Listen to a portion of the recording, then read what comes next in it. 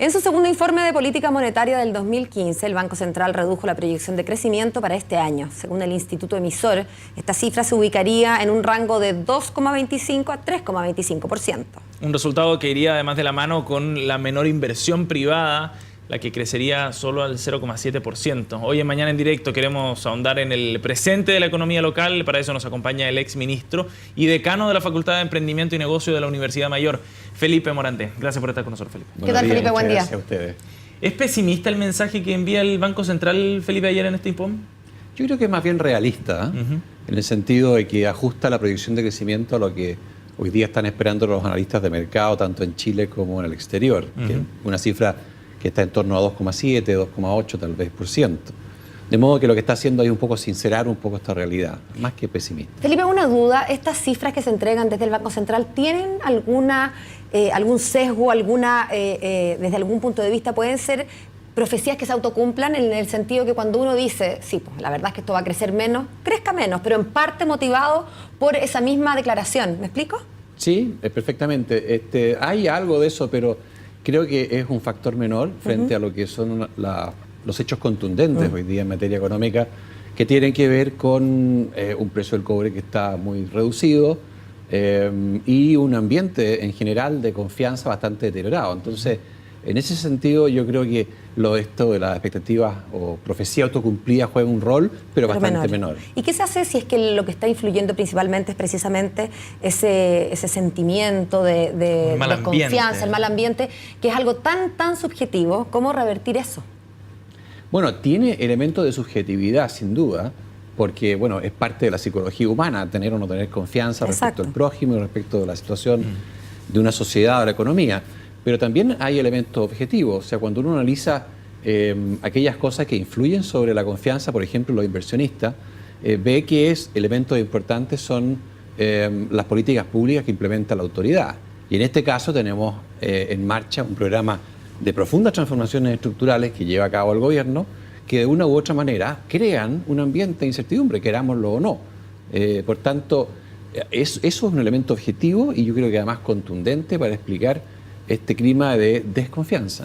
Y en la llegada de Rodrigo Valdés como ministro de Hacienda, el cambio por el ministro Arenas, ¿no debería haber generado algún grado mayor de confianza? Quizás así se leía al menos esa modificación, que es histórica, además nunca se había cambiado ministro de Hacienda, salvo el 98, creo, sí, cuando pero salió Eduardo Aninat. Por razones bastante distintas. Fortuitas. Sí. Claro.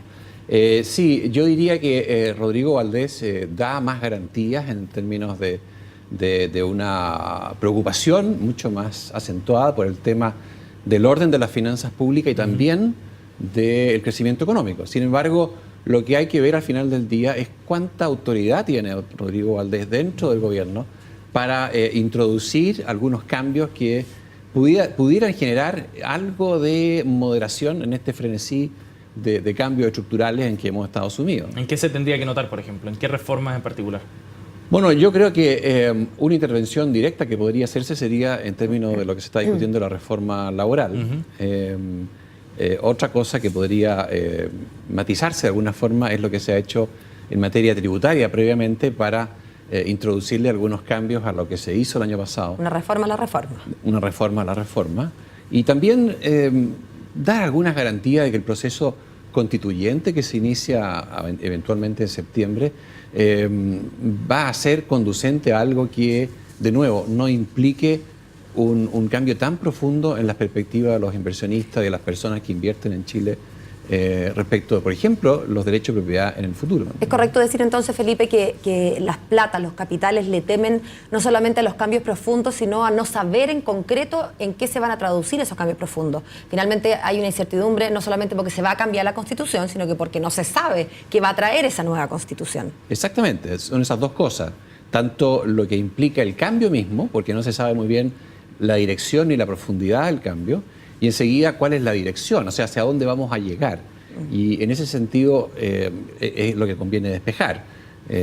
Idealmente uno podría decir, bueno, aquí hay un programa de modificar la Constitución, por ejemplo, en tal línea, pero se va a preservar de alguna forma lo esencial del derecho de propiedad. Pero el problema, Felipe, es que si es que se quiere que esta, pensando sobre todo en el proceso constituyente, si es que va a ser un proceso constituyente completamente abierto a la ciudadanía, entonces lo que vaya a resultar de eso es una contingencia incierta. ¿Quién puede dar garantías de lo que va a resultar de una consulta amplia de este modelo que aún no conocemos del todo, ¿no? De cabildos y de consultas? ¿Quién puede decir qué es lo que va a salir de eso? No, nadie lo puede asegurar, pero hay ciertos parámetros, ciertos rangos dentro de los que pudiera establecerse esa discusión. ¿Qué dejaría tranquilos a los inversionistas, cree usted? Bueno, de todas maneras, me imagino que algo que tenga que ver con una seguridad respecto de que el derecho de propiedad no va a ser cercenado sustancialmente con un cambio constitucional. Es decir, pensar, por ejemplo, que las empresas van a tener una propiedad un poco débil respecto de los recursos que manejan, porque pueden ser intervenidos por el Estado, que los mercados donde funcionan pueden ser intervenidos por el Estado. Todas esas cosas van dando un ambiente ya de fondo y permanente de menor seguridad. Pero entonces, ¿eso significa que las reformas, tal como las ha planteado el gobierno, son incompatibles con un buen crecimiento económico más robusto? Al final del día yo creo que sí, para ser bien honesto. Y por tanto hay que eso considerarlo. Yo creo que hoy día hay una especie de conflicto entre el propósito de una sociedad donde el Estado juega un mayor rol, con un propósito de mayor equidad, que en mi opinión no se consigue de esta forma, con el propósito a la vez de que la economía se expanda a una velocidad mayor y genere más oportunidades de emprendimiento y de trabajo y de empleo para las personas.